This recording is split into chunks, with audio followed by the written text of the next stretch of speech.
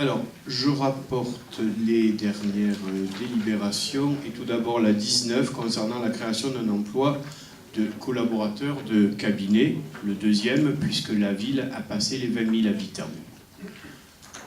Des questions, des remarques? Oui, monsieur Amaro. On tenait juste à remarquer que du coup, effectivement, la loi autorise, du moment où la ville a passé le cap des 20 000 habitants, à pouvoir embaucher un deuxième collaborateur de cabinet. Ça, c'est la loi. Maintenant, dans les faits, on est l'une des communes où le budget de fonctionnement est énormissime. Il est énorme sur la commune des Pays de Mirabeau. Et là, au lieu de plutôt essayer d'accentuer au maximum le budget d'investissement, comme on vient de le voir tout au long de ce conseil municipal, on préfère encore augmenter le budget de fonctionnement en embauchant un deuxième collaborateur de cabinet. Alors je comprends qu'entre 19 999 habitants et 20 500, il y ait besoin pour ces 600 personnes-là d'un collaborateur de plus, hein, c'est sûr. Mais donc on s'opposera à cette délibération dans le sens où si le budget de fonctionnement le permettait, on aurait pu se permettre d'embaucher un deuxième collaborateur de cabinet. Ce n'est pas du tout le cas sur la commune des Pays de Mirabeau. Oui, l'argument... Vous vouliez parler ? En France, la moyenne dans le budget de fonctionnement d'une commune, la charge en personnel représente 30%. Au Pays de Mirabeau, la charge personnelle est de 17 665 000 €, soit 63%. 63%. C'est plus du double que la moyenne nationale. Non, la moyenne nationale, c'est 55. Vous vous trompez de chiffre, c'est pas grave. Non. Si, je vous parle. Non, mais vous donnez des chiffres. C'est vous qui n'avez pas compris, je parle de budget de fonctionnement. Alors, ne passez pas du budget de fonctionnement au budget de masse salariale. Vous mélangez des chiffres qui n'ont rien à voir. Non. La masse salariale, c'est 55%.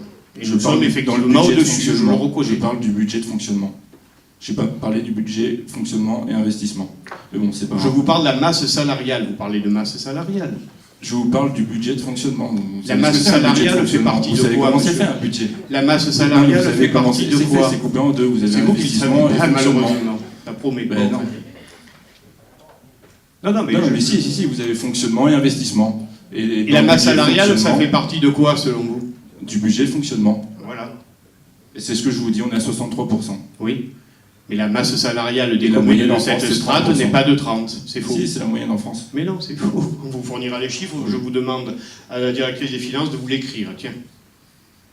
Alors, c'est trop facile de balancer n'importe quoi au conseil municipal. C'est la moyenne. Mais non, c'est faux. C'est faux.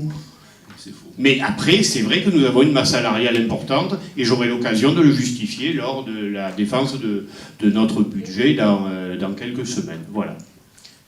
Donc je mets aux voix qui est pour, qui est contre, 5 contre, qui s'abstient, adopté.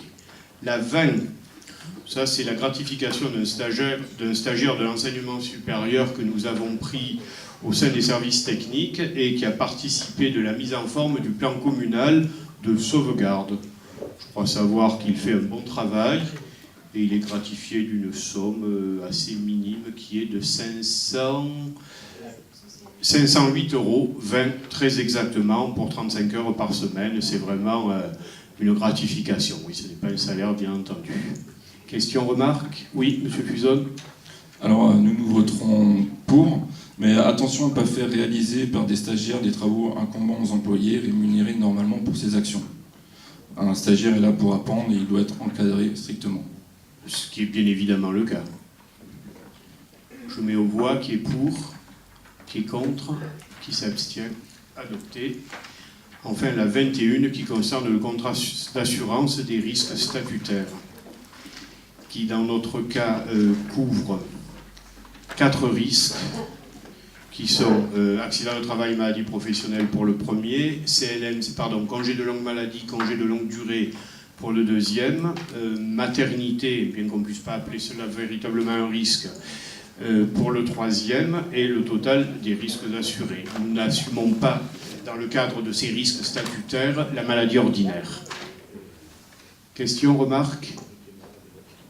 Je mets aux voix qui est pour, qui est contre, qui s'abstient.